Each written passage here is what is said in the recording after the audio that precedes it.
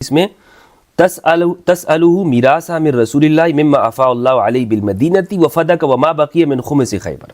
اس میں بھی یہ الفاظ موجود ہیں جو آپ حوالہ کہہ رہے تھے نا، وہ اس میں ہے 4000. اس لیے میں کہتا ہوں یہ مکمل ہے، اس میں ساری چیزیں آ جاتی ہیں پوری، یعنی پورا یہ اس واقعے کا جو ہے نا پورا تفصیل آ جاتی ہے.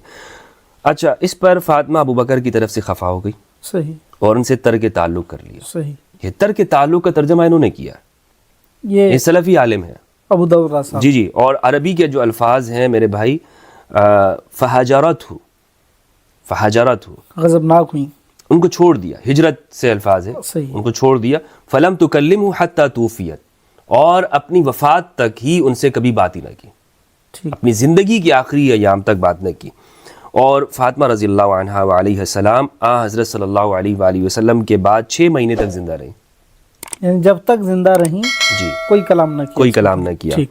اچھا، اور پھر اس میں یہ ہے فلما توفیت دفنہا زوجہا علی لیلا، جب آپ وفات پا گئیں تو ان کے شوہر یعنی علی نے ان کو رات کی تاریکی میں دفنا دیا. ولم یؤذن بہا ابا بکر وصلی علیہا، اور حضرت ابوبکر کو خبر بھی نہ دی اور ان پر نماز جنازہ پڑھا دیا.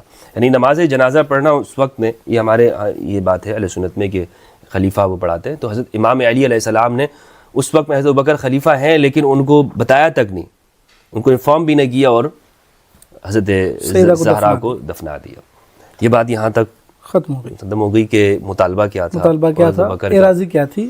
ہاں، یہاں ہمارے اہل سنت نا، میں افسوس کے ساتھ کہنا چاہوں گا ابو جواد صاحب کے، ہم جب کسی حوالے سے گفتگو کرتے ہیں تو جو اعتدال کا دامن ہوتا ہے اس کو نہیں اپناتے، اور نہ ہی اعتدال کا دامن اور نہ ہی ہم حق بات کہہ پا رہے ہوتے ہیں.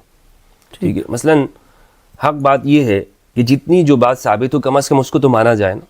یعنی جو کتابوں میں لکھا ہوا ہے کم از کم اس کو تسلیم تو کر. اب میں سنیت کے دفاع کے نام پر، یہ سنیت جو عقیدوں کے نام پر ہے اس کے نام پر میں صحیح بخاری کو جھٹلانے لگ جاؤں اور میں کہوں کہ نہیں بھائی معاملات ایسا کچھ نہیں تھا، حضرت فاطمہ نے کوئی مطالبہ نہیں کیا اور وہ آپ تو گھر سے باہر نہیں آئی، اور نہ ہی میں یہ کہوں کہ جناب حضرت ابوبکر رضی اللہ عنہ ایسا کیسے کر سکتے ہیں کہ وہ فدق کو روکے. بھائی صحیح بخاری میں ہے، نہیں دیا ان کو.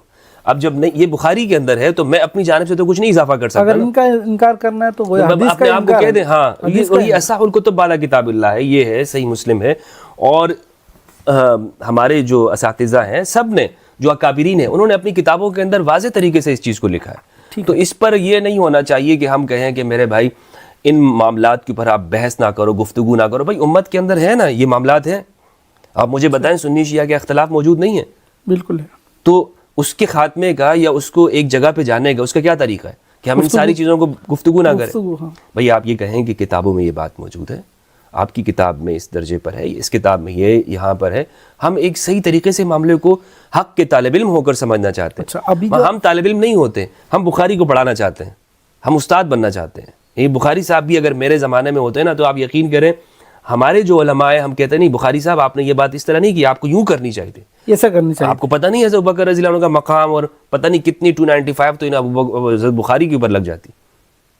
اچھا، آپ نے بیچارے مجبور ہو جاتے، کیا کرتے یہ.